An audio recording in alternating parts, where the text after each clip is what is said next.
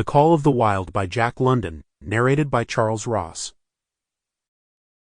The Call of the Wild by Jack London. Chapter 1. Into the Primitive. Old longing's nomadic leap, chafing at custom's chain, again from its brumal sleep, wakens the ferine strain. Buck did not read the newspapers, or he would have known that trouble was brewing, not alone for himself, but for every tidewater dog, strong of muscle and with warm, long hair, from Puget Sound to San Diego. Because men, groping in the Arctic darkness, had found a yellow metal, and because steamship and transportation companies were booming the find, thousands of men were rushing into the Northland. These men wanted dogs, and the dogs they wanted were heavy dogs, with strong muscles by which to toil, and furry coats to protect them from the frost. Buck lived at a big house in the sun-kissed Santa Clara Valley. Judge Miller's place, it was called. It stood back from the road, half hidden among the trees, through which glimpses could be caught of the wide, cool veranda that ran around its four sides. The house was approached by gravel driveways, which wound about through wide-spreading lawns and under the interlacing boughs of tall poplars.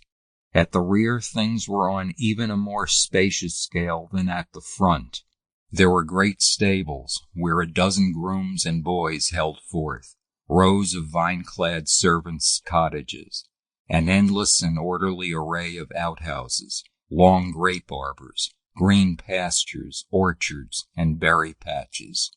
Then there was the pumping plant for the artesian well, and the big cement tank where Judge Miller's boys took their morning plunge and kept cool in the hot afternoon. And over this great domain Buck ruled. Here he was born, and here he had lived the 4 years of his life. It was true there were other dogs. There could not but be other dogs on so vast a place, but they did not count. They came and went, resided in the populous kennels, or lived obscurely in the recesses of the house after the fashion of Toots, the Japanese pug, or Isabel, the Mexican hairless, strange creatures that rarely put nose out of doors or set foot to ground.